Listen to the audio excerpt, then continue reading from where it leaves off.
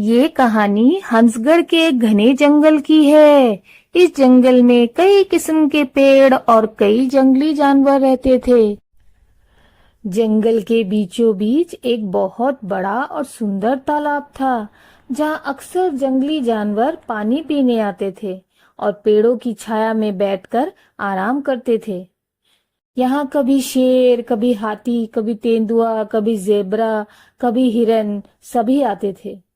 यहाँ के पेड़ों पर अलग अलग किस्म के चिड़ियों का बसेरा था। एक दिन एक शेर का परिवार नदी में पानी पीने के लिए आया और उन्होंने पेड़ की छांव में बैठकर थोड़ी देर आराम किया। मगर जाते हुए शेर का बच्चा वहां के एक पेड़ के साथ खेलने लगा, जिससे पेड़ को थोड़ी सी खरोच आ गई। शेर के परिवार के वहां से जाते ही वह पेड़ जोर जोर से रोने लगा और बोला, देखो, यह शेर का बच्चा मुझे कितनी खरोच मार कर गया है। मेरी जड़ें भी टूट गई हैं और खरोच भी आ गई है। मेरा तो मन करता है कि मैं उन्हें कभी अपने पास आने ही ना दूं और ना ही मेरी डालियों और शाखाओं पर बैठने दूं। ये मुझे एकदम भी पसंद नहीं है। दूसरा पेड़ बोला, क्यों ना हम ऐसा कुछ करें कि जिससे ना ये जानवर और ना ही कोई पक्षी हमारे सामने आए, ना हमारे यहाँ बैठे और ना हमें कुछ नुकसान पहुंचाए, जिससे हम आराम से अपनी जिंदगी बिता सकें। इन सभी की बातों को बूढ़ा बरगद का पेड़ सुन रहा था और वह बोला, देखो, ऐसा मत बोलो। मुझे नहीं लगता है कि हमें ऐसा कुछ करना चाहिए।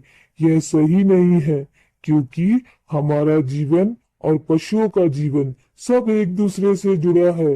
हम एक दूसरे के काम आते हैं और एक दूसरे के लिए ही जीते हैं। हम उन्हें अपनी छाया और फल फूल से वंचित नहीं कर सकते। अरे रहने दो, बस आप तो रहने ही दो। जब देखो बड़ी बड़ी बातें करते हैं। अभी आप बूढ़े हो चुके हैं और आपके विचार भी हमसे नहीं मिलते। यह पशु पक्षी रोज हमें नुकसान करते हैं और हम चुपचाप सहते रहते हैं। यह सब तो गलत है ना, और हमें अन्याय के विरुद्ध में कुछ ना कुछ तो करना ही पड़ेगा। हम सभी को इन पशु पक्षियों को सही सबक सिखाना होगा, ताकि वह हम पर अपनी गंदगी ना करे और हमें कोई नुकसान ना पहुंचाए। तभी आम के पेड़ ने सभी को अपनी योजना सुनाई और सबके चेहरे में एक चमक सी आ गई। सब बोले, हाँ हाँ, यही सही होगा, यह सही है, यही सही है। बरगद के पेड़ ने फिर बोला, अरे नहीं, हमें ऐसा नहीं करना चाहिए। तो अंजीर का पेड़ बोला, अच्छा, रहने दो। हर चीज में आपको हमेशा सिर्फ बुराई ही नजर आती है। बरगद का पेड़ फिर से बोला, हाँ, ऐसा करने से सब कुछ उलट पुलट हो जाएगा। यह गलत है।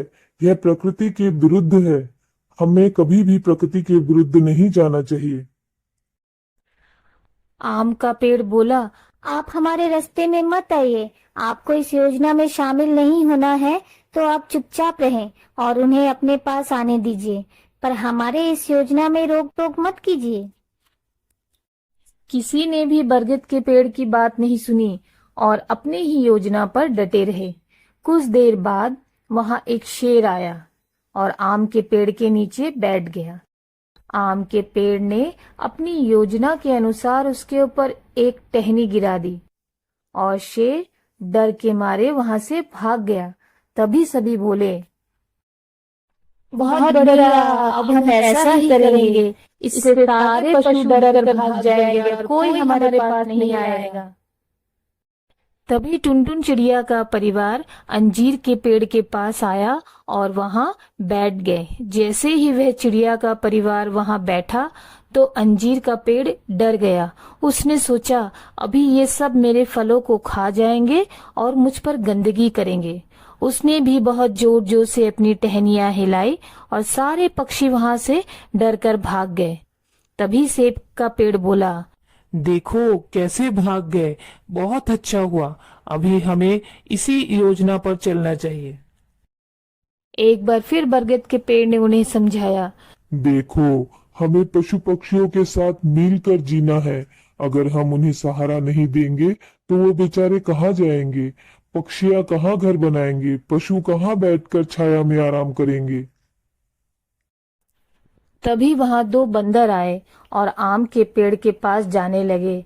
आम के पेड़ ने देखते ही सोच लिया था कि उसे क्या करना है। वह इतनी जोर जोर से हिला कि कुछ आम बंदर के सिर के ऊपर गिर गए, जिससे बंदर डर के मारे भाग गया और वापस कभी नहीं आया। और इस तरह वह जंगल एक वीरान जंगल में तब्दील हो गया। ना वहां कोई पशु आता और ना ही कोई पक्षी।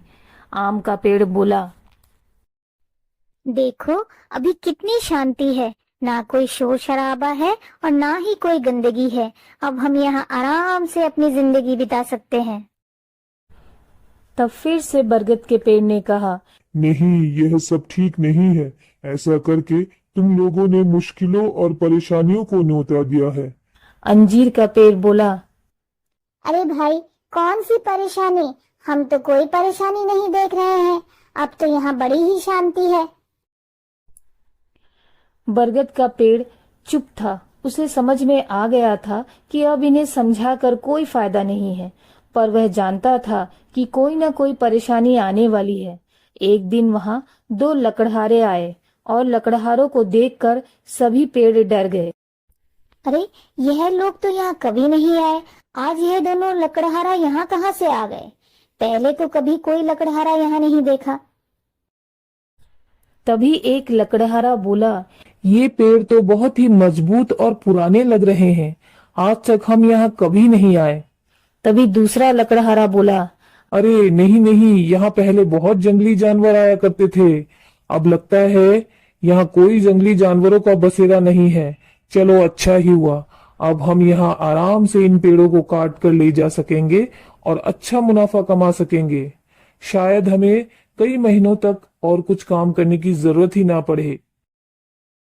लकड़हारे की बात सुनकर सब डर गए और डर कर रोने लगे और फिर सोचने लगे कि अरे, हमसे तो गलती ही हो गई है। आज अगर जंगली जानवर यहाँ होते तो यह लकड़हारा यहाँ आने की हिम्मत भी ना करते।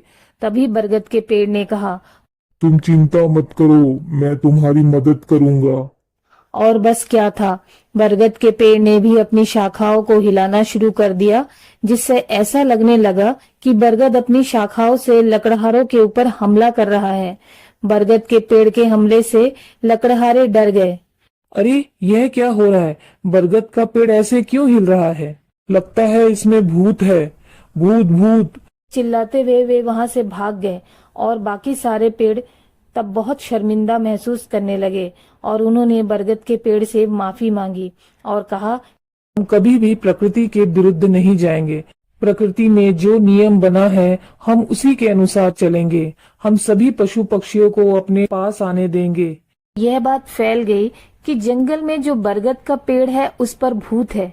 यह जानकर दोबारा वहां और कोई उस जंगल में नहीं आया और जंगल में सभी पशु पक्षी उन पेड़ों पर लौट आए और फिर से जंगल में सब एक दूसरे का सहारा बनकर रहने लगे।